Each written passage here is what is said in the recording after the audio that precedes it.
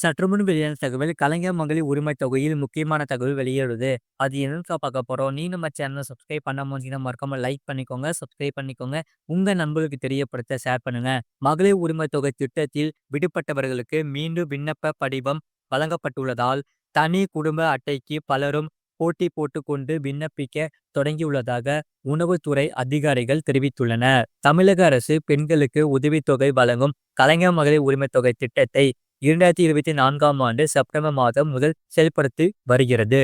இதற்காக கடந்த ஆண்டு ஜூலையில் 2.20 கோடி குடும்ப அட்டைதாரர்களுக்கு விண்ணப்பங்கள் வழங்கப்பட்டது. மகளிர் உரிமை தொகை கோரி 1.63 கோடி பேர் விண்ணப்பித்தனர். அரசு விதித்த விதிமுறைகளின் அடிப்படையில் 1.15 கோடி பயனாளிகள் தேர்வு செய்யப்பட்டனர். அதைத் தொடர்ந்து மாதந்தோறும் தகுதியுள்ள பெண்களுக்கு மாதம் 1000 வழங்கப்படுகிறது. இந்த திட்டத்தில் பலர் விடுபட்டிருந்த நிலையில் விடுபட்டவர்களுக்கு மீண்டும் விண்ணப்ப படிவம் வழங்கப்பட வேண்டும் என கோரிக்கை விடுக்கப்பட்டு வந்தது.